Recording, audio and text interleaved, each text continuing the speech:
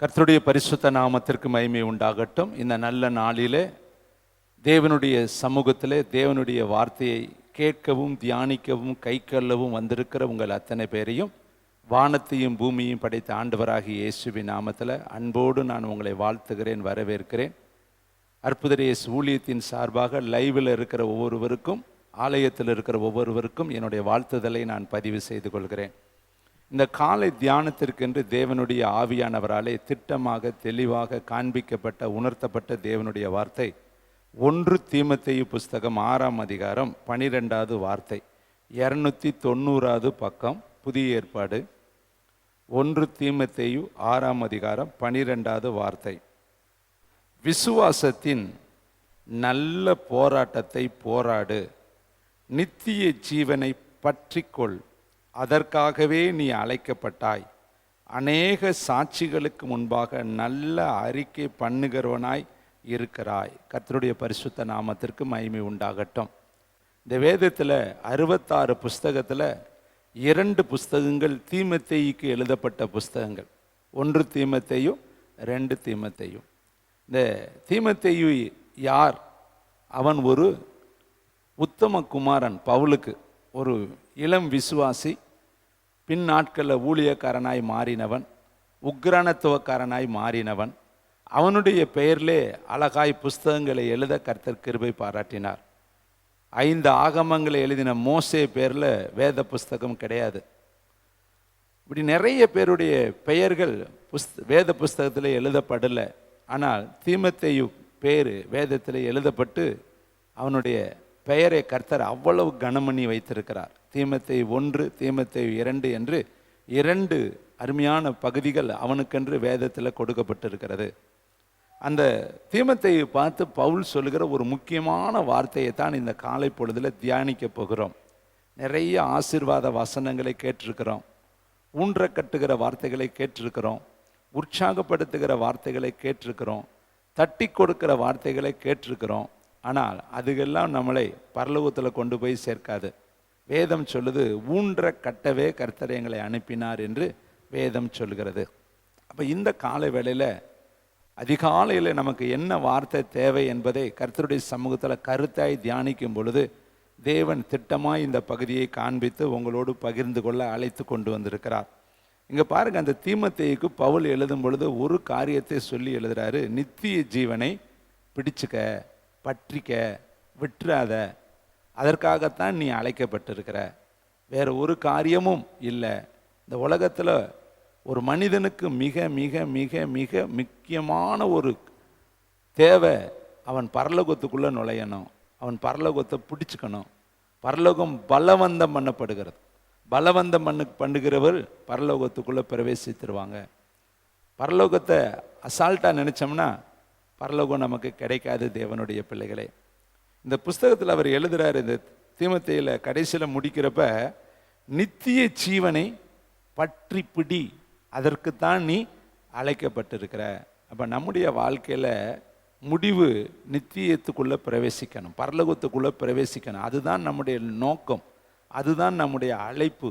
அதற்குத்தான் கர்த்தர் உங்களையும் என்னையும் தெரிந்து கொண்டார். ஒரு மனிதன் உலகம் பூராமுக்கு தமக்கு சொந்தமாக்கி கொண்டாலும் தன்னுடைய ஜீவனை நஷ்டப்படுத்தினால் அவனுக்கு லாபம் என்ன என்று வேதம் சொல்லுகிறது. ஒரு மனிதன் தன் ஆத்மாவை பார்த்து சொன்னா, ஆத்மாவே, வேண்டிய அளவுக்கு உனக்கு நான் சேர்த்து வச்சிருக்கிறேன், நீ நல்லா புசித்து குடித்து இளைப்பாரு என்று சொன்ன பொழுது கர்த்தருடைய வார்த்தை எழுதப்பட்டிருக்கு, மதிகேடனே, இன்றைக்கு இரவு உன் ஆத்மா எடுத்து கொள்ளப்பட்டதானால் நீ சேர்த்து வைத்திருக்கிற பொருள்கள் யாருடையதாக மாறும். அப்போ அருமையானவர்கள், இந்த உலகத்தில் எத்தனை ஆஸ்தி ஐஸ்வர்யம் நமக்கு இருந்தாலும், எண்ணிக்கைக்கு அடங்காத சொத்துக்கள் இருந்தாலும் அது நமக்கு நித்தியத்தை கொண்டு வராது. அவை உலகத்துக்குரியவைகள். ஆனால் ஒரு மனிதனுக்கு முடிவு நித்திய ஜீவன் தான். அதைத்தான் இந்த தீமோத்தேயுக்கு பவுல் எழுதுகிறாரு. அதை பற்றிக்கொள், அதை பிடித்துக்கொள், அதை விட்டு விடாது. அதுதான் உன்னுடைய அழைப்பு, அதுதான் உன்னுடைய தெரிந்து கொள்ளுதல். அதற்காகத்தான் நீ இந்த உலகத்தில் தெரிந்து கொள்ளப்பட்டிருக்கிறேன்னு சொல்லி அந்த எச்சரிப்பு வார்த்தையை அவர் எழுதி வைத்திருக்கிறதை நம்ம இந்த காலை பொழுதில் தியானித்து கொண்டிருக்கிறோம். யோவான் எழுதின சுவிசேஷம் 6ஆம் அதிகாரம் 66வது வசனத்திலிருந்து 68வது வசனம் வரையும் நம்ம இயேசு கிறிஸ்து சொன்ன ஒரு அருமையான வார்த்தையை நம்ம பார்க்கலாம். யோவான் எழுதின சுவிசேஷம் 6ஆம் அதிகாரம் 66 முதல் 68 வரையும் தன்னுடைய சீசர்களை பார்த்து இயேசு சொன்ன வார்த்தை. 135வது பக்கம். அது முதல் அவருடைய சீசர்களில் அநேகர் அவரோடு நடவாமல் பின்வாங்கி போனார்கள். வேதம் சொல்லுது பாருங்க, அவருடைய சீசர்களில் அநேகர் அவரோடு நடவாமல் பின்வாங்கி போனார்கள். பேரு சீசர்கள் இயேசுவோடு நடக்காமல் பின்வாங்கி போனார்கள். நம்முடைய வாழ்க்கையிலேயே நம்ம சீசத்துவத்துக்கு நேராய்தான் வந்திருக்கிறோம். அவருடைய சீசர்கள் என்று பெயரை பெறத்தான் கர்த்தர் நம்மை அழைத்திருக்கிறார். வேதம் சொல்லுது, பிதா குமாரன் பரிசுத்தாவியின் நாமத்தினாலே அவர்களுக்கு ஞானஸ்தானம் கொடுத்து அவர்களை சீசராக மாற்று.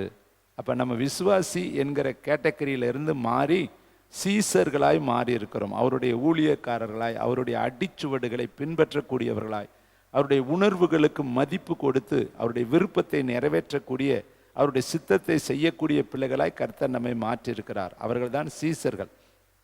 இங்கு பாருங்களே, அநேக சீசர்கள் அவரோடு கூட நடக்காமல் பின்வாங்கி போனார்களாம்.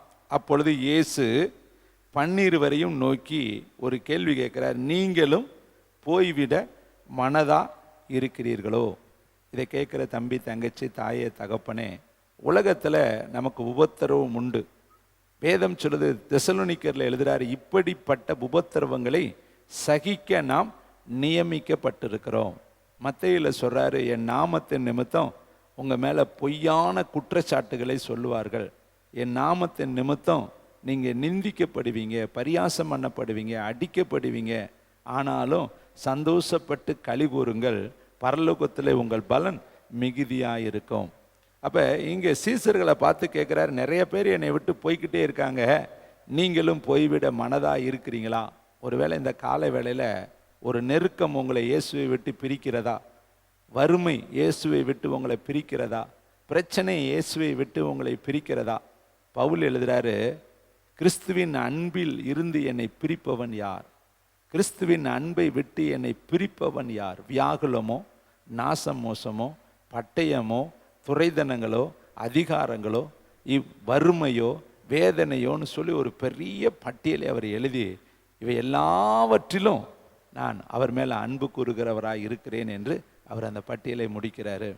இங்கே சீசர்களை பார்த்து இயேசு ஒரு கேள்வி கேட்குற, நீங்களுமா போய்விட மனதாக இருக்கிறீங்க? இன்னைக்கு இங்கே உட்காந்துருக்கிற உங்களில், நேரடியில் லைவில் இருக்கிற எத்தனையோ பேர்கள் இயேசுவை விட்டு இன்னைக்கு கொள்ள தூரம் பின்னாடி இருக்கிறாங்க. எதனால? பிரச்சனையினால், வறுமையினால், தரித்திரத்தினால, அநேகருடைய ஜெபம் காலதாமதம் ஆவதனால, போராட்டங்களால். ஒருவேளை பிரச்சனைகள் நம்ம இயேசுவை விட்டு விளக்க நினைத்தாலும் நம்ம இயேசுவை விடக்கூடாது, அவரை பற்றி பிடித்து கொள்ள வேண்டும். அடுத்த வார்த்தை 68 கூர்த்து பாருங்களே. சீமோன் பேதுரு அவருக்கு பிரதியுத்தாரமாக என்ன வார்த்தை சொல்றார்? ஆண்டவரே, யாரிடத்துல போவோம்? நித்திய ஜீவ வசனங்கள் உம்மிடத்தில் உண்டே. அப்ப இந்த உலகத்துல நித்தியம் இயேசு கிறிஸ்துவிடத்துல மட்டும்தான் உண்டு. முடிவில்லாத ஒரு வாழ்க்கையை கர்த்தருடைய கையில தான் நம்ம பெற்றுக்கொள்ள முடியும். வேற எங்க போனாலும் நித்திய ஜீவனை நம்ம பெறவே முடியாது, பரலோகத்தை பெறவே முடியாது. இயேசு சொன்னார், என்னை அல்லாமல் ஒருவனும் பிதாவினிடத்துல வரமாட்டான். நானே அந்த பிதாவினிடத்துல போவதற்கு வழியும் சத்தியமும் ஜீவனுமாயிருக்கிறேன். நானே வாசல். என் வழியாய் ஒருவன் உட்பிரவேசித்தால் அவன் உள்ளும் புறமும் சென்று மேய்ச்சலை கண்டடைவான். இந்த பேதுருக்கு ஒரு வெளிப்பாடு இருக்குது பாருங்க. யாரிடத்துல நாங்க போவோம்? இயேசு கேட்டாரு, நீங்களும் போய்விட மனதா இருக்கிறீங்களா? அப்ப பேதுரு பதில் சொல்றாரு, யார் இடத்துல நாங்க போவோம்?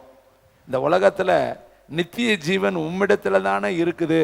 வேற யார் இடத்துல நாங்க போனாலும், உலகத்துக்குள்ள நாங்க போனாலும் நித்திய ஜீவனை பெற முடியாதே. அப்ப நித்திய ஜீவன் ஒரு மனுஷனுக்கு ரொம்ப ரொம்ப முக்கியம். ஏன்னா அதுதான் நம்ம கோடி கோடி வருஷம் வாழப்போகிற ஒரு இடம். அதுதான் முடிவில்லாத ஒரு வாழ்க்கை. இந்த உலகத்தில் இருக்கிற வாழ்க்கை நம்மை விட்டு சீக்கிரம் போயிடும். அருமையான தம்பி, தங்கச்சி, 2 கொரிந்தியர் புஸ்தகம் 5ஆம் அதிகாரத்தில் 1வது வசனத்தில் பவுல் இதை அழகாய் அருமையாக எழுதியிருக்கிற ஒரு வார்த்தையை நினைவு கூற நான் விரும்புகிறேன். 248வது பக்கம், 2 கொரிந்தியர் 5ஆம் அதிகாரம் 1வது வார்த்தை, 248. பூமிக்குரிய கூடாரமாகிய நம்முடைய வீடு அழிந்து போனாலும், இந்த கூடாரம் நம்ம வீடு இருக்கு இல்லையா, நீங்கள் சுமந்துக்கிட்டு இருக்கிற ஒரு வீடு, நீங்கள் ஒரு வீட்டுக்குள்ளே குடியிருக்கிறீங்க. இங்கே இருக்கிற ஒவ்வொருத்தருக்கும் ஒரு வீடு இருக்குது, நீங்கள் கட்டியிருக்கிற வீடு இருக்குது, நீங்களே ஒரு வீடு தான். அதனால தான் பேதுரு சொல்றார், இந்த கூடாரத்தை விட்டு போவது சீக்கிரத்தில் சம்பவிக்கும்.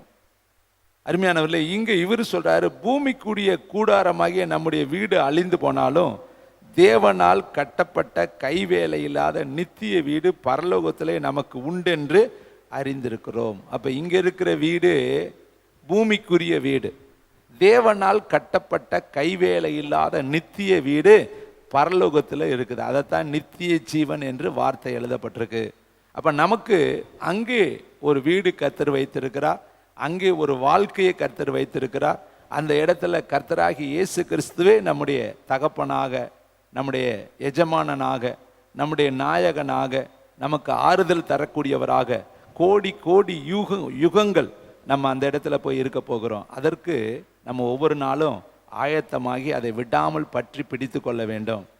யோவான் எழுதின சுவிசேஷத்தில் 5ஆம் அதிகாரம் 24ஆம் வசனத்தில் இயேசு கிறிஸ்து சொன்ன ஒரு வார்த்தை, நித்திய ஜீவனை பெறுவதற்கு நம்ம என்ன செய்யணும், வார்த்தையை அழகாக இயேசுவே தன்னுடைய வாய் திறந்து சொன்ன வார்த்தைகளை வாசித்து நம்ம கர்த்தருடைய வார்த்தைக்குள்ளே கடந்து செல்லலாம். யோவான் 5:24, என் வசனத்தை கேட்டு என்னை அனுப்பினவரை விசுவாசிக்கிறவனுக்கு நித்திய ஜீவன் உண்டு. அப்போ யாருக்கு நித்திய ஜீவன் உண்டு? வசனத்தை கேட்கணும், அனுப்பின பிதாவை விசுவாசிக்கணும். இயேசு சொன்னார், நானும் என் பிதாவும் ஒன்றாக இருக்கிறோம். அதே இயேசு கிறிஸ்து சொல்றாரு, பிதா சொல்ல குமாரன் காண்கிறது எதுவோ அதை அன்றி வேறொன்றையும் அவர் தாமாக செய்ய மாட்டாரு. இன்னும் சொல்றாரு, பிதாவே வேலை வந்தது. அப்புறம் இன்னொரு இடத்துல சொல்றாரு, இன்னும் என் வேலை வரவில்லை. அப்ப ஒவ்வொரு காரியத்திலையும் இயேசு பிதா சொல்றதை கேட்டு கேட்டே தான் அவர் செஞ்சார். கானாவூர்ல சொல்றாரு, இன்னும் என் வேலை வரல, பிதா எனக்கு சொல்லல. யோவான் 17 சொல்றாரு, பிதாவே வேலை வந்தது. அப்போ ஒவ்வொரு நிமிஷமும் அவர் இந்த பூமியில வாழ்ந்தாலும் அவருடைய கண்கள், அவருடைய மனது, அவருடைய உணர்வு, அவருடைய ஆவி, அவருடைய ஆத்மா பரலோகத்தோடு இணைந்து, பரலோகத்தோடு வாழ்ந்து, பரலோகத்தோடு உறவு வைத்து பரலோகம் சொல்வதைத்தான் அவர் இந்த பூமியில செய்தார். தாமாக அவர் ஒரு காரியத்தையும் செய்யலை. அப்போ நீங்களும் நான் இந்த உலகத்தில் இருந்தாலும் இயேசு சொல்றாரு, என் வசனத்தை கேட்டு என்னை அனுப்பின பிதாவை விசுவாசிக்கிறவனுக்கு நித்திய ஜீவன் உண்டு. அப்போ நித்திய ஜீவனுக்குள்ளே போகணும்னா நம்ம வசனத்தை கேட்கணும், பிதாவாகிய தேவனை விசுவாசிக்கணும், இயேசு கிறிஸ்துவை விசுவாசிக்கணும், பரிசுத்த ஆவியானவரை விசுவாசிக்கணும். கர்த்தருடைய வார்த்தையின்படி நம்ம நடக்க ஆரம்பிக்கும் பொழுது தான் நித்தியத்துக்குள்ளே போக முடியும். அதுதான் நமக்கு முதல் வழி. அடுத்து பாருங்க, யோவான் 3:16 பிதாவாகிய தேவன் சொல்லுகிற ஒரு வார்த்தை உண்டு. அதை பாருங்களேன், தேவன் தம்முடைய ஒரே பேரான குமாரனை விசுவாசிக்கிறவன் எவனோ அவன் கெட்டு போகாமல் நித்திய ஜீவனை அடையும்படிக்கு அவரை தந்து அருளி இவ்வளவாய் உலகத்தில் அன்பு கூர்ந்தார். குமாரனை விசுவாசிக்கிறவன் எவனோ அவன் கெட்டு போகாமல் நித்திய ஜீவனை அடையும்படிக்கு. அப்ப அங்க வசனத்தை கேட்கணும், பிதாவை விசுவாசிக்கணும், அனுப்பினவரை விசுவாசிக்கணும். இங்கே குமாரனை விசுவாசிக்கணும். குமாரனுடைய ஆலோசனையின்படி நம்ம நடந்தால் தான் நித்திய ஜீவனை பெற்றுக்கொள்ள முடியும். அப்போ நித்திய ஜீவனுக்கு போகிற வழி எப்படி? வசனத்தை கேட்டு அதன்படி செய்யணும், பிதாவை விசுவாசிக்கணும், இயேசு கிறிஸ்துவை விசுவாசிக்கணும். அவர் சொன்னபடி நம்முடைய வாழ்க்கையை கட்டினா தான் பரலோகத்துக்குள்ளே பிரவேசிக்க முடியும். இந்த உலகத்தில் இருக்கிற எல்லா பொருள்களையும் பணம் கொடுத்து வாங்கிடலாம். இந்த உலகத்தில் இருக்கிற பொருட்கெல்லாம் பணம் வேலிட்டி அதுதான். நீங்கள் ஒரு கார் வாங்கினாலும் பணம், மோதிரம் வாங்கினாலும் பணம், ஜுவல்ஸ் வாங்கினாலும் பணம், லேண்டு வாங்கினாலும் பணம். இந்த உலகத்தில் இருக்கிற எல்லா பொருள்களுக்கும் மதிப்பு பணம். ஆனால் பரலோகத்துக்குள்ளே பிரவேசிப்பதற்கு பணம் அங்கு செல்லுபடி ஆகாது. எந்த பொருளை கொடுத்தும் பரலோகத்தை விலைக்கு வாங்கிட முடியாது. ஒரு மனுஷன் இயேசுனிடத்தில் வந்து கேட்குற கேள்வியை பாருங்களேன். மத்தேயு புஸ்தகம் 19ஆம் அதிகாரம். ஒருவேளை அதுக்கும் வேறு ஏதாவது குறுக்கு வழி இருந்தால் மக்கள்கள் செய்ய ஆரம்பிச்சிருவாங்க. அதுக்கு இயேசு கிறிஸ்து சொல்லுகிற பதில், கேட்குற கேள்வியை காலை வேளையில் தியானித்து பார்ப்போம். மத்தேயு 19 16 வாசிக்கலாமா? அப்பொழுது ஒருவன் வந்து அவரை நோக்கி, நல்ல போதகரே, நித்திய ஜீவனை அடைவதற்கு நான் எந்த நன்மை செய்ய வேண்டும்? நல்லா கவனிக்கணும். அவன் கேட்கறது எந்த நன்மை செய்யணும். ஏதாவது நன்மை தான தர்மங்களை செஞ்சால் பரலோகத்துக்குள்ளே போயிடலாமா? ஏதாவது நன்கொடைகளை கொடுத்தா பரலோகத்துக்குள்ளே போயிடலாமா? அல்லது வேறு ஏதாவது மனுஷர்கள் செய்யக்கூடிய நற்கிரியைகளை செய்தால் பரலோகத்துக்குள்ளே போயிடலாமா? அவன் கேட்குறான் ஒரு கேள்வி, நன்மை செய்யணும், எந்த நன்மை செய்யணும் அப்படின்னு அவன் ஒரு கேள்வி கேட்குறான். இயேசு கிறிஸ்து அதுக்கு என்ன பதில் சொல்கிறாருன்னா, நன்மையை பற்றி சொல்லலை. அவர் சொல்லுகிற பதிலை நீங்கள் கூர்மையாக கவனித்து பாருங்க. 17 வசனம். அதற்கு அவர், நீ என்னை நல்லவன் என்று சொல்வானேன்? தேவன் ஒருவர் தவிர நல்லவன் ஒருவனும் இல்லையே. நீ ஜீவனில் பிரவேசிக்க விரும்பினால் கற்பனைகளை கைக்கொள். அவன் கேட்டது நன்மை என்ன செய்யணும்னு கேட்குறான். இயேசு கிறிஸ்து சொல்றார், நீ நன்மையெல்லாம் ஒன்றும் செய்ய வேண்டாம், நீ கற்பனைகளை போய் கை கொள்ளுப்பா. பிதாவாகிய தேவன் உனக்கு கொடுத்த கட்டளைகளை, நியமங்களை, நியாயங்களை, நீதிகளை, தேவன் உனக்கு வைத்திருக்கிற பிரமாணங்களை கை கொள்ளு. அப்போ தான் நீ பரலோகத்துக்குள்ளே போக முடியும். தானம் தர்மம் செய்கிறதுனால பரலோகம் கிடையாது. சில நன்மைகளை செய்வதனால பரலோகம் கிடையாது. மற்ற மார்க்கத்தார்கள் செய்வது போல புண்ணியங்களை செஞ்சால் பரலோகத்துக்குள்ளே பிரவேசிக்க முடியாது. அப்போ இவன் கேட்கறது என்ன நன்மை செய்யணும் அப்படின்னு கேட்குறான். கர்த்தராகி இயேசு கிறிஸ்து சொல்கிறாரு, நன்மை அல்ல, நீ கற்பனையை தான் கை கொள்ளணும், நீ கற்பனைகளின்படி தான் வாழணும், கற்பனைகளின்படி தான் நீ செய்யணும். அப்போ தான் நீ நித்தியத்துக்குள்ளே போக முடியும், பரலோகத்துக்குள்ளே போக முடியும். அதற்கு அவன் என்ன சொல்கிறான் பாருங்க, அடுத்த வசனம். அவன் அவரை நோக்கி எவைகளை என்று கேட்டான்.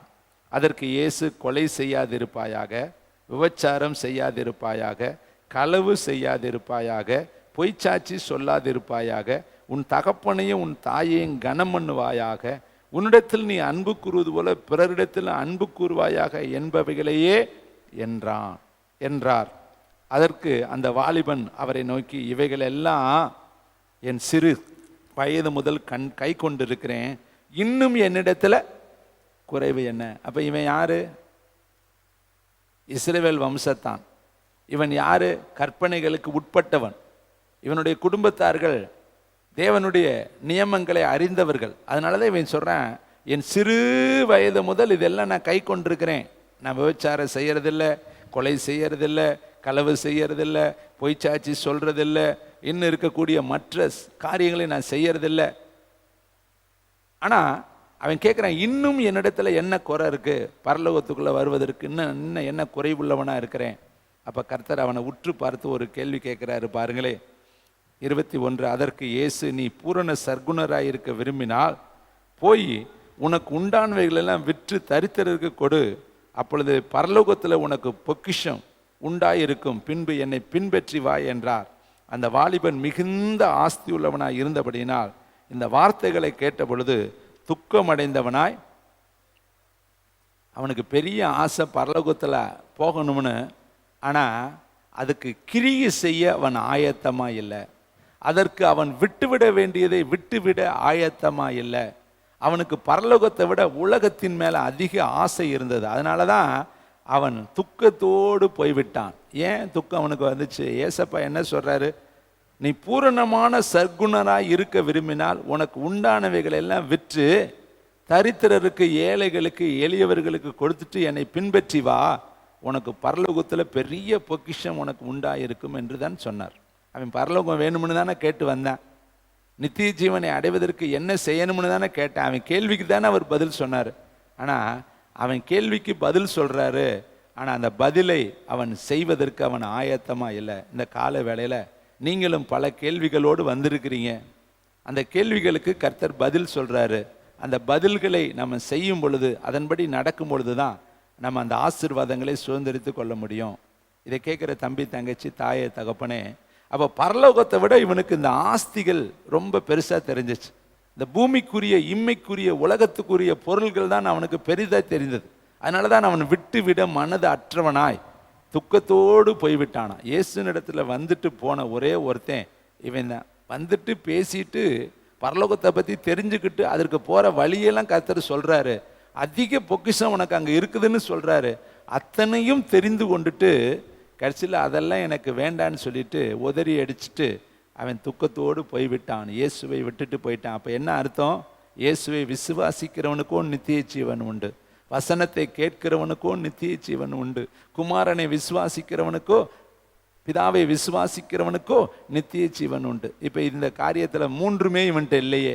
வசனத்தையும் இவன் கேட்கல, குமாரனையும் இவன் விசுவாசிக்கலை, பிதா சொன்னதையும் இவன் செய்யலை. இவனுக்கு பொக்கிஷம் தான் முக்கியமாக இருந்துச்சு, உலக பொக்கிஷம், பூமிக்குரிய பொக்கிஷம், உலகத்தில் இருக்கிற காரியம்தான் அவனுக்கு பெரிதாக இருந்தது. அதனால தான் அவன் நித்தியத்தை விட இந்த உலக ஐஸ்வர்யம் போதும்னு சொல்லி துக்கத்தோடு இயேசுவை விட்டுட்டே போயிட்டானான். இதை கேட்குற தம்பி தங்கச்சி, பணத்துக்காக நம்ம இயேசுவை விட்டுறக்கூடாது, புகழுக்காக நம்ம இயேசுவை விட்டுறக்கூடாது, வேலைக்காக நம்ம இயேசுவை விட்டுறக்கூடாது, உறவுகளுக்காக நம்ம இயேசுவை விட்டுறக்கூடாது.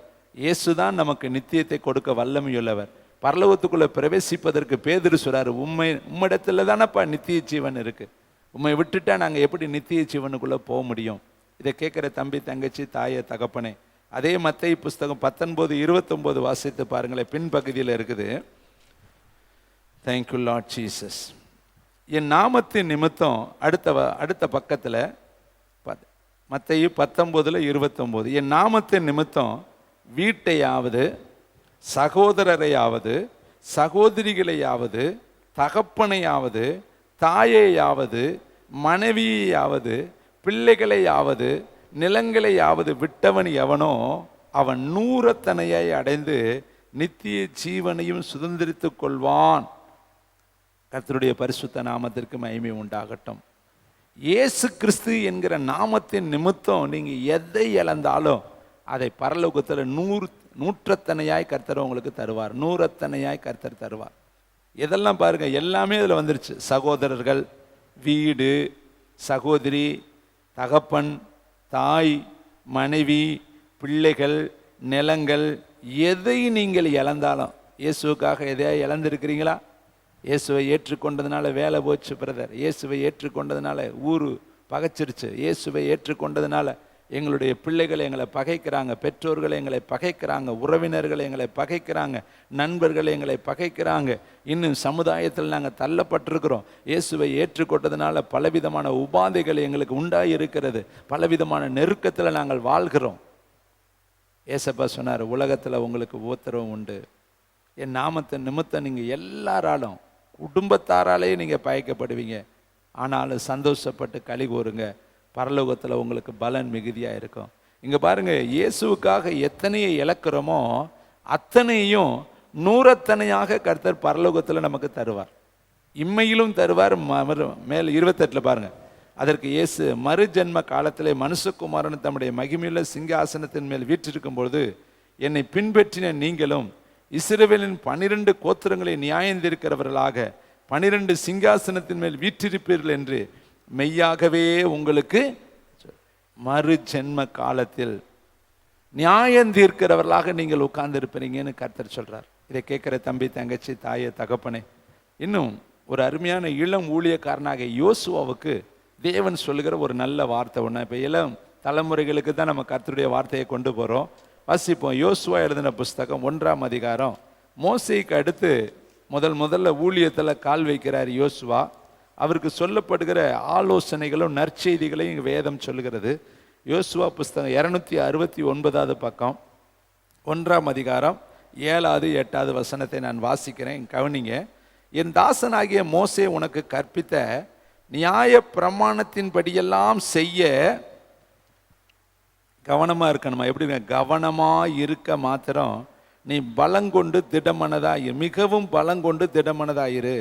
நீ போகும் இடமெல்லாம் புத்திமானாய் நடந்து கொள்ளும்படி அதை விட்டு வலது இடதுபுறம் விலகாதிருப்பாயாக. அப்போ வலது பக்கமும் இடது பக்கமும் விலகாம இருக்கணும்னா வசனத்தை நம்ம இருக்க, நியாய பிரமாணங்களை பிடிக்கணும்.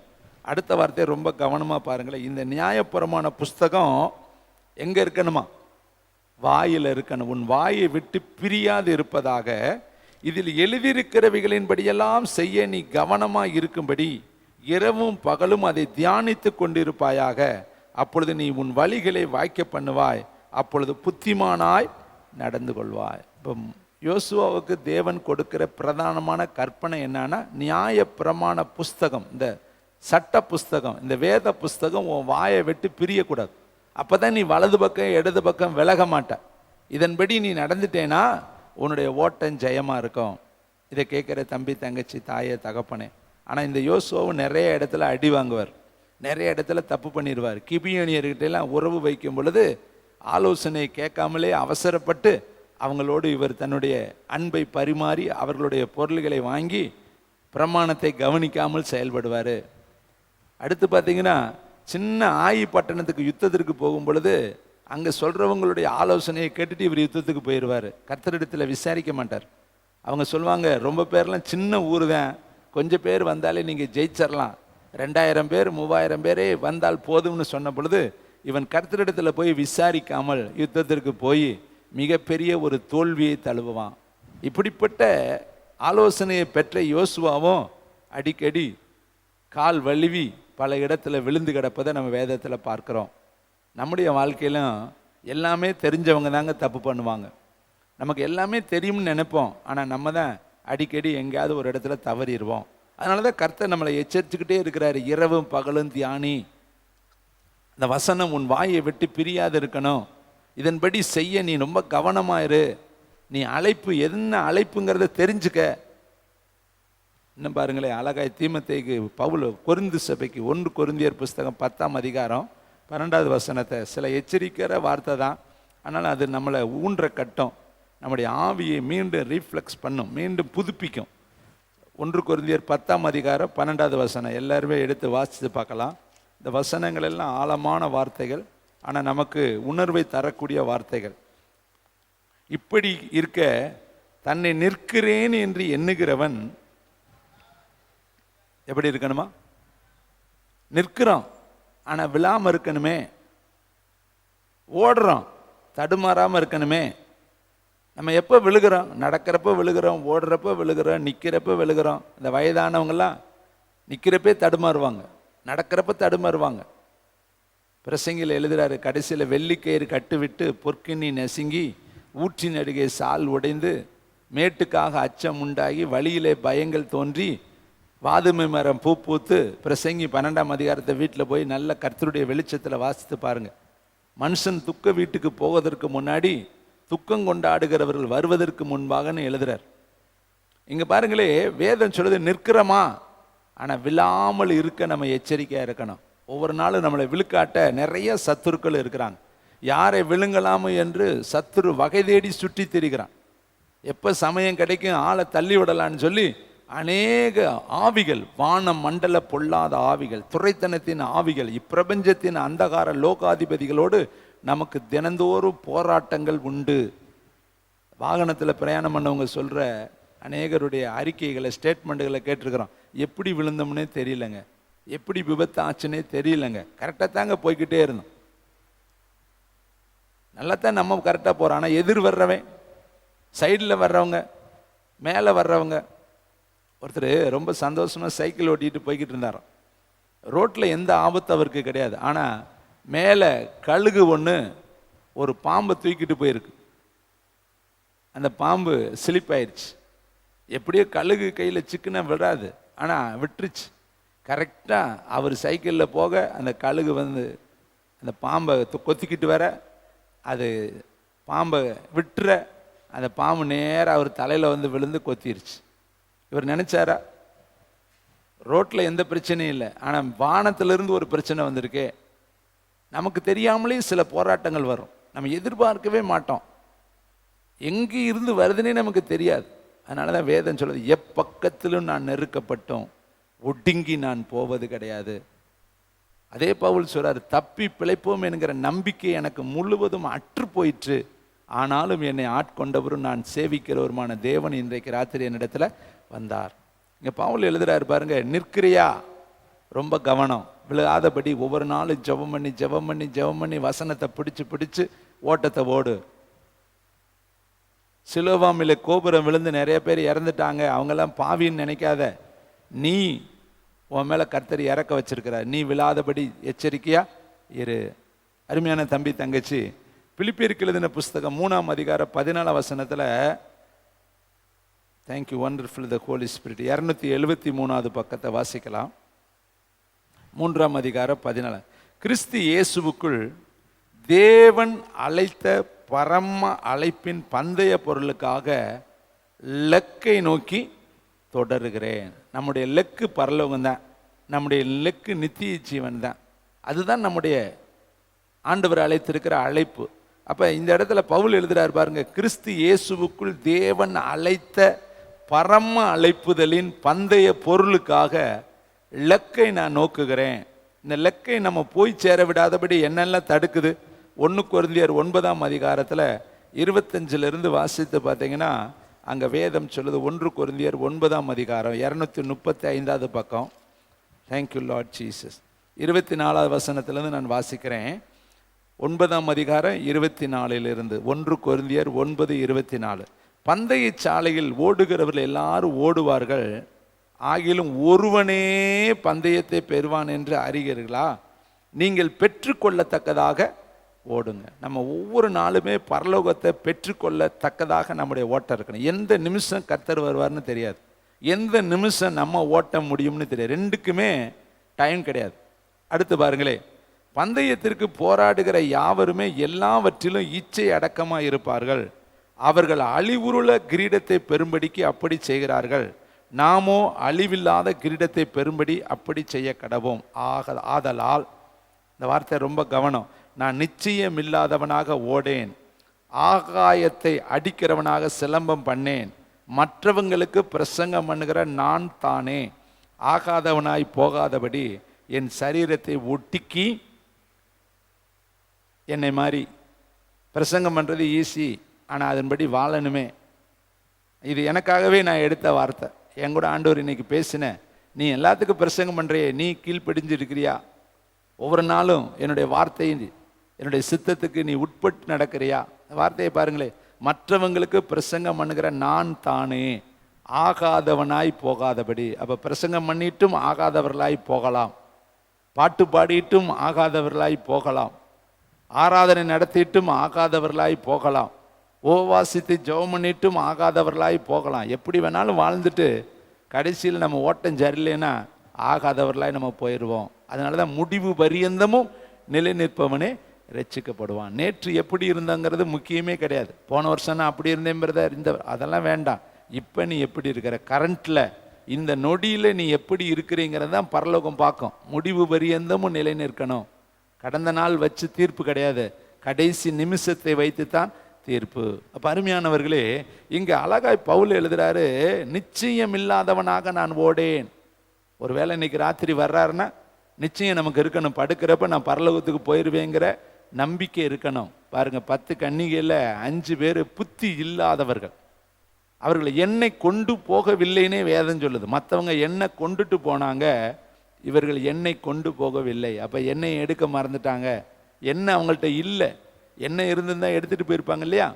இப்போ நம்முடைய வாழ்க்கையிலையும் படுக்கிறதுக்கு முன்னாடி எல்லாம் சரியாக இருக்கான்னு பார்த்துட்டு படுங்க. கதவை சாத்தியிருக்கமான்னு பார்க்குறோம், கேஸை அடைச்சிருக்கமான்னு பார்க்குறோம், வண்டியை லாக் பண்ணியிருக்கமான்னு பார்க்குறோம், எல்லா பொருள்களையும் சேஃபாக வைத்திருக்கிறோமான்னு பார்க்குறோம். அது முக்கியம் கிடையாது. ஆனால் உன் ஆவிக்குரிய வாழ்க்கையில் எல்லாம் கரெக்டாக இருக்கா? ஆண்டவரிடத்தில் ஒப்புரவாயிருக்கிறியா? தேவனோடு சங்கமித்திருக்கிறியா? இரவு படுக்கிறதுக்கு முன்னாடி உனக்கும் தேவனுக்கு நல்ல ஐக்கியம் இருக்கிறதா? நல்ல உறவு இருக்கிறதா? இந்த ராத்திரி வேளையில் நடுச்சாமத்தில் இரவில் திருவிடன் வருகிற விதமாய் கர்த்தர் வந்தார்னா நீ ஆகாயத்தில் எடுத்து கொள்ளப்பட ஆயத்தமாய் உன் ஆத்மா ரெடியாக இருக்குதா? அவர் எழுதுறார், மற்றவங்களுக்கு பிரசங்கம் பண்ணுற நான், பாட்டு பாடுற நான், ஒர்ஷிப் எடுக்கிற நான், ஜெபிக்கிற நான், ஊழியம் செய்கிற நான், தாராளமாய் கொடுக்கிற நான், மற்றவங்களிடத்தில் பேசுகிற நான் ஆகாதவனாய் போகாதபடி. அங்கே அவர் எழுதுறாரு, நிற்கிறேன் என்று எண்ணுகிறவன் விழாதபடி. அப்போ நம்முடைய வாழ்க்கையில் ஒவ்வொரு நாளுமே கரண்ட் கம்பி மாதிரி தாங்க. கரண்ட் கம்பியில் நடக்கிறவனுக்கு எப்போ வேணாலும் அடிச்சிடும். அப்போ நம்ம வாழ்க்கையிலையும் ஒவ்வொரு நாளுமே பரலோகத்தை நம்ம விட்டுறக்கூடாது, அதை பற்றி பிடிக்கணும். ஒவ்வொரு நாளும் நம்முடைய நினைவுகள் பரலோகத்தை குறித்து இருக்கணும். ஏன்னா அந்த பரலோகத்தை விட்டுட்டோம்னா நமக்கு இந்த எதையுமே அதை வாங்கி தர முடியாது. அதான் பெரிய லாஸ். ஒரு மனுஷன் பரலோகத்துக்குள்ளே போகலைன்னா ஐஸ்வர்யவான் கத்துறேன், என்ன சொல்கிறேன், தண்ணி கூட இல்லைங்கிறேன். அப்போ நித்திய நரகத்தில் என்ன இல்லை, தண்ணி கிடையாது, உணர்வு இருக்குது, உணர்ச்சி இருக்குது. அக்கினியிலே கொடிய வேதனைப்படுகிறேன். அப்போ வேதனைப்படுறான்னா அங்கே உணர்ச்சி இருக்குது, அங்கே வேதனை இருக்குது, தாகம் இருக்குது. ஆனால் என்ன இல்லை, அவனுடைய தாகத்தை தீர்க்கிற தண்ணீர் அந்த இடத்துல இல்லை. அதுக்கு தாங்க இவ்வளவு பிரயாசப்பட்டு சொல்கிறோம், நித்தியத்தை பிடிச்சிக்க, நித்தியத்தை பிடிச்சிக்க, நித்திய ஜீவனை பற்றிக்கொள். அதற்குத்தான் நீ அழைக்கப்பட்டிருக்கிற, அதற்கு நேராக ஓடு. ஒரு நாள் இந்த உலகம் உனக்கு நித்தியத்தை கொடுக்காது, பணம் உனக்கு நித்தியத்தை கொடுக்காது, உலக உறவுகள் உனக்கு நித்தியத்தை கொடுக்காது. இயேசு கிறிஸ்து மட்டும்தான் நித்திய ஜீவனை கொடுக்க முடியும். இதை கேட்குற தம்பி தங்கச்சி, 2 மனிதர்களை நான் உங்களுக்கு நினைவுபடுத்திட்டு நான் செய்தியை முடிக்க விரும்புகிறேன். வாசிக்கலாம். என்னாகம புஸ்தகம் 11ஆம் அதிகாரம். தேங்க்யூ வண்டர்ஃபுல் த ஹோலி ஸ்பிரிட்.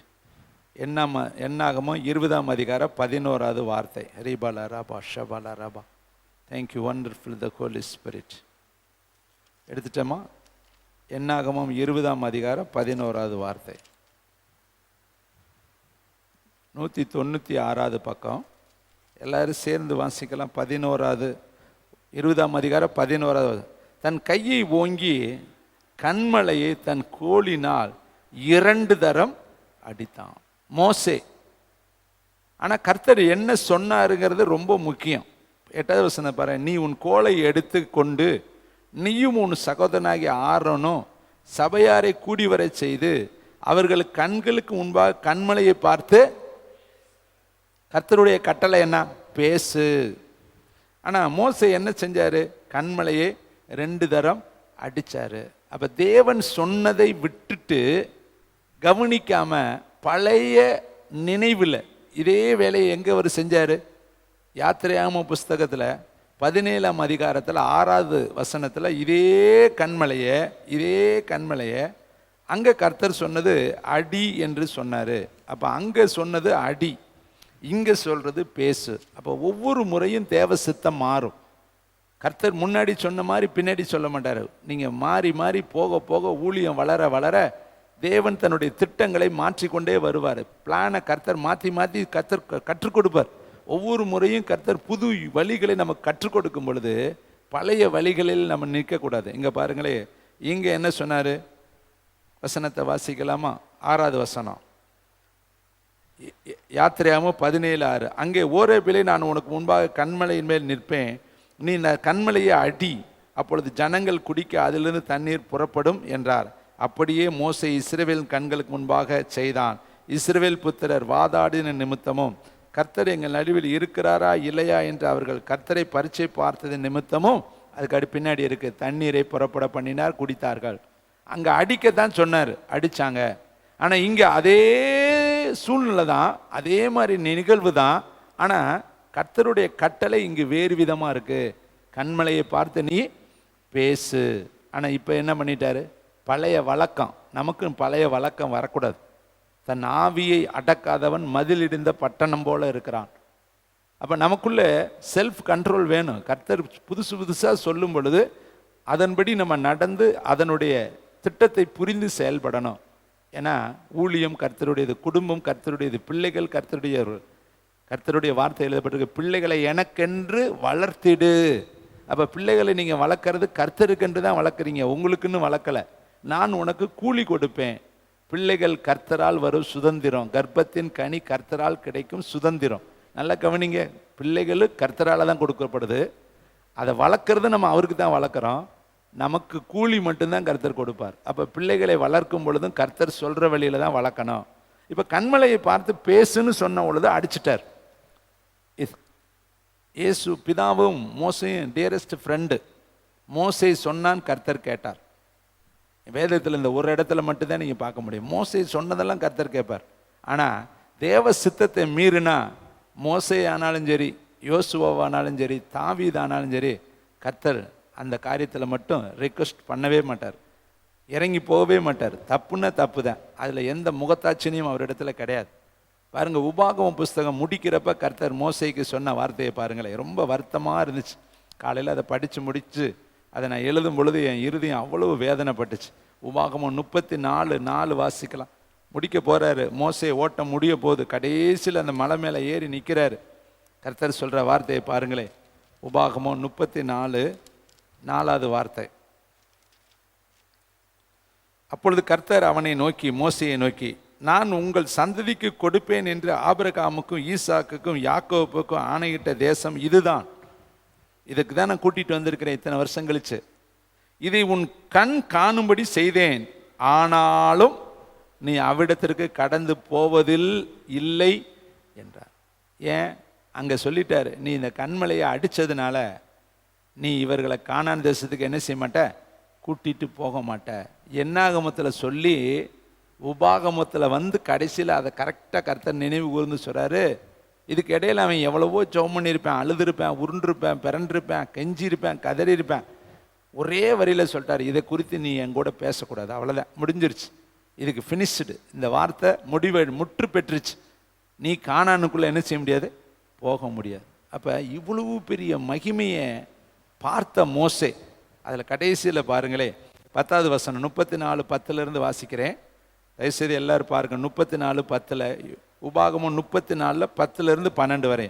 மோசே எகிப்து தேசத்திலே பார்வோனுக்கும் அவனுடைய எல்லா ஊழியக்காரருக்கும் அவனுடைய தேசம் அனைத்திற்கும் செய்யும்படி கர்த்தர் அவனை அனுப்பி செய்வித்த சகல அடையாளங்களையும் அற்புதங்களையும் அவன் இஸ்ரவேல் எல்லாருக்கும் பிரத்யட்சணமாய் செய்த சகல வல்லமையான கிரியைகளையும் மகா பயங்கரமான செய்கைகளையும் பார்த்தால் கர்த்தரை முகமுகமாய் அறிந்த மோசையை போல ஒரு தீர்க்கதரிசியும் இஸ்ரவேலிலே அப்புறம் எழும்பினதில்லை என்று விளங்கும். முகமுகமாய் பார்த்த மோசையை போல ஒரு தீர்க்கதரிசியும் அப்புறம் எழும்பினதில்லை என்று விளங்கும்.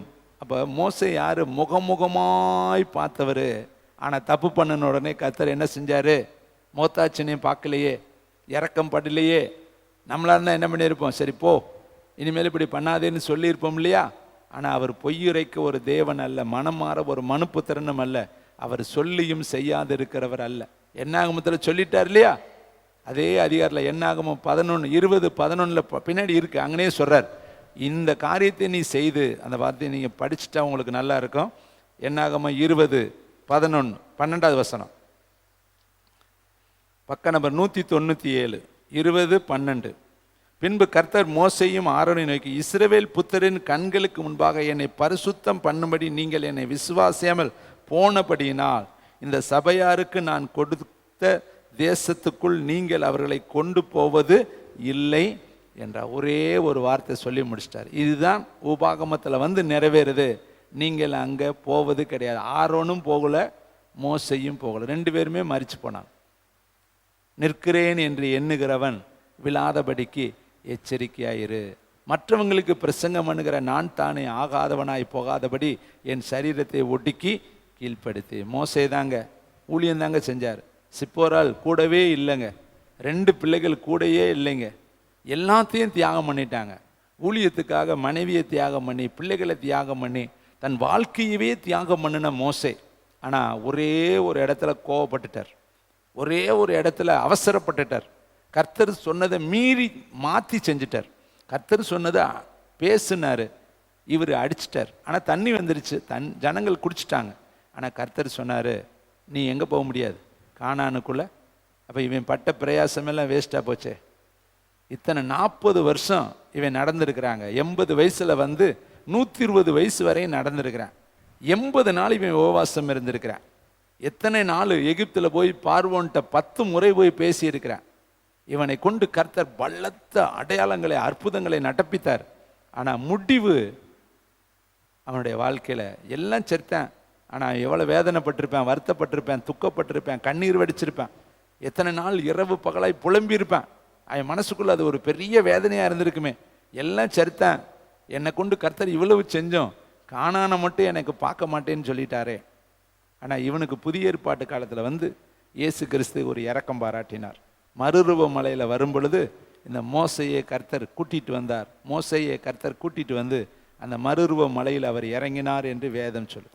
புதிய ஏற்பாட்டு காலத்தில் இவனுடைய விருப்பத்தை கர்த்தர் நிறைவேற்றி அந்த மறுரூப மலைக்கு, அந்த கானான் தேசத்துக்கு மீண்டும் அவனை ஆவியில் கர்த்தர் கொண்டு வந்தார். அப்போ அருமையான தம்பி, தங்கச்சி, தாயே, தகப்பனே, நீங்கள் நம்முடைய வாழ்க்கையில் மற்றவங்களுக்கு சொல்கிறது ரொம்ப ஈஸி தாங்க. நானும் இப்போ வந்து சொல்கிறேன், ஈஸி தான். ஜெபம் பண்ணுறோம், வசனத்தை கொடுக்குறாரு, பிரசங்கிக்கிறோம். ஆனால் அதன்படி வாலாட்டி பாட்டு பாடுறது அவர் செய்கிறாரு பிரதர், அது ஈஸி தான். ஆனால் அந்த பாட்டின்படி அவர் வாழாவிட்டா, ஜெபிக்கிறது ரொம்ப ஈஸி தான், ஜெபிக்கலாம், ஆண்டவர்கிட்ட பேசுகிறோம். ஆனால் ஜெபத்தின்படி நம்ம வாழாவிட்டா நம்முடைய வாழ்க்கையில் வாழ்க்கை தாங்க, செயல் தாங்க நம்மளை பரலோகத்துக்கு கொண்டு போகும். ஒரு நாளும் வாய் நம்மளை பரலோகத்தில் கொண்டு போய் சேர்க்காது. பாருங்கள், ஆதியாகமத்தில் கடைசி வார்த்தை முடிக்கிறேன். ஏதேன் என்கிற ஒரு நல்ல தோட்டத்தை உண்டாக்கி அதில் ஆதாமே ஏவாளையும் கர்த்தர் கொண்டு வந்து வைக்கிறார். நல்ல தோட்டங்க, அருமையான தோட்டம். அது பரலோகத்துக்கு நிழலாட்டமான ஒரு தோட்டம். எல்லா விருட்சகமும் அதில் இருக்குதுங்க. ஒரே ஒரு விருட்சகத்தை மட்டும் கர்த்தர் எக்ஸப்டட், இதை மட்டும் நீ சாப்பிடாத, விதி விலக்கு, உனக்கு இது ஒன்று மட்டும்தான் விளக்கப்பட்டிருக்கு. அது எனக்கு நீ கீழ்ப்படியும்படி, என் ஆலோசனைக்கு நீ கீழ்ப்படும்படி, என் கற்பனைக்கு நீ பயந்து நடக்கும்படி, நீ என்னுடைய பிள்ளை என்பதற்கு அடையாளமாக இருக்கும்படி, நீ என் மகன், நான் உன்னுடைய தகப்பன் என்கிற அந்த வார்த்தையின்படி இந்த ஒரு காரியத்தை நீ என்ன செய்யாத, விலைக்கு வைன்னு சொல்லி கர்த்தர் கொடுத்தார். அருமையானவர்களே, ஆனால் நம்ம ஆளுங்க என்ன பண்ணாங்க தெரியுமா? 2ஆம் அதிகாரம் ஆதியாகமம் 2:17 சாப்பிடாதேன்னு சொல்கிறாரு. 3ஆம் அதிகாரம் 6ஆம் வசனத்தில் பழத்தை புசிச்சு என்ன பண்ணிட்டாங்க, சாப்பிட்டுட்டாங்க. ஒரு அதிகாரம் கூட அவங்களால தாக்கு பிடிக்க முடியல, கர்த்தருடைய கட்டளைக்கு கீழ்ப்படிய முடியல. 2ஆம் அதிகாரத்தில் 17 புசிக்காதேன்னு சொல்கிறாரு. 3ஆம் அதிகாரத்தில் 6ஆம் வசனத்தில் மனைவி புசித்து கணவனுக்கும் கொடுத்தால் புசித்தார்கள். அந்த 3ஆம் அதிகாரத்தில் கடைசி வசனத்தில் ஏதேன் தோட்டத்தை விட்டு அவர்கள் துரத்தப்பட்டார்கள். கர்த்தர் வெளியே துரத்தி, வெளியே கதவை என்ன பண்ணார்? 3ஆம் அதிகாரம் 24 வசனம், அவர் மனுஷனை துரத்தி விட்டு ஏதேனை காவல் காக்க தூதர்களுக்கு கர்த்தர் என்ன கொடுத்தாரா? கட்டளையிட்டார். அப்போ தேவன் விருப்பம் ஏதேனில் இருப்பது. பாவம் நம்மளை ஏதேனை விட்டு துரத்திடுது. தேவனுடைய சித்தத்தை நம்ம செய்யாத பொழுது தேவனுடைய மனதில் வருத்தத்தை உண்டாக்கி நம்ம அவருடைய திட்டத்தை உடைச்சிட்றோம். இதை கேட்குற தம்பி தங்கச்சி, இந்த கால வேளையில் பவுல் தீமோத்தேயுக்கு எழுதும் பொழுது சொல்கிறாரு, நித்திய ஜீவனை பிடிச்சிக்கப்பா, அதை பற்றிக்கொள், விடாத. போவாஸ் திருமணத்திற்கு வந்த அந்த ரூத்தை குறித்து வேதத்தில் பார்க்கும் பொழுது அவன் நகோமியை பார்த்து சொல்கிறா, உம்மை விட்டு திரும்பி போவதை குறித்து என் கூட நீ பேசக்கூடாது. நீ போகிற இடத்துக்கு நானும் வருவேன், நீ தங்குற இடத்துல நானும் தங்குவேன். மரணமே அல்லாமல் வேறு ஒன்று உண்மையை என்னை விட்டு பிரிக்காது என்று உறுதியாய் பேசினாள். அப்போ நகோமி அவள் உறுதியை பற்றி பிடித்தாள். அதுபோல் ஏசாயால் எழுதுகிறார், உம்மை உறுதியாய் பற்றி கொண்ட மனதை உடையவன் உண்மையே நம்பி இருக்கிறபடினா நீ அவனை பூரண சமாதானத்தோடு காத்துக்கொள்வீர். இதை தான் எலியா புறப்படும் பொழுது எலிசா செஞ்சார். எலியா சொல்கிறாரு, நான் பெத்தேல் வரையும் போகணும், நீ இங்கே இரு. அவன் சொல்கிறான், நானும் வருவேன். நான் எரிகோ வரையும் போகணும், நீ இங்கே இரு, நானும் வருவேன். நான் யோர்தான் வரையும் போகணும், நீ இங்கே இரு, நானும் வருவேன். உம்மை விட்டு போவதை குறித்து என் கூட நீ பேசக்கூடாது, நீ எங்கே போனாலும் நான் உன் கூட வருவேன். அப்போ அவர் சொல்கிறார், இவ்வளோ உக்கிரமாக என்னை பின்பற்றிய உனக்கு என்ன வேணும்? அவர் கேட்குறாரு, உம்மிடத்தில் இருக்கிற ஆவியின் வல்லமை எனக்கு 2 மடங்கு இப்படி பிடிக்கணுங்க. பரலோகத்தை இறுக்க பிடிக்கணும். தினந்தோறும் எனக்கு எதுவுமே இந்த உலகத்தில் வேணாம், உங்கள் நித்திய ஜீவன் எனக்கு வேணும், உங்கள் மகிமை எனக்கு வேணும், உங்கள் வெளிப்பாடு எனக்கு வேணும், உங்கள் தரிசனம் எனக்கு வேணும், உங்கள் விலைமதிக்க முடியாத மகிமை எனக்கு வேணும். மோசே அதை கேட்டார், உங்கள் மகிமையை எனக்கு காண்பீங்க. முகமுகமாக பார்த்தவர் தானே, ஆனாலும் அவருக்கு இன்னொரு ஆசை இருக்குது, மகிமையை பார்க்கணும், மகிமையை பார்க்கணும். அப்போ நம்முடைய வாழ்க்கையிலையும் நித்தியத்தை நம்ம பார்க்கணும். எல்லோரும் எலும்பி பரலோகத்துக்கு நேராக நிற்கலாமா? Thank you Lord. எல்லோரும் பரலோகத்துக்கு நேராக எலும்பி, ஏசப்பா, எதை நாங்கள் இழந்தாலும் நித்தியத்தை நாங்கள் இழந்துடக்கூடாது. எதை நாங்கள் இழந்தாலும் பரலோக சந்தோஷத்தை நாங்கள் இழந்துடக்கூடாது. எதை நாங்கள் இழந்தாலும் வசனத்தை நாங்கள் இழந்துடக்கூடாது.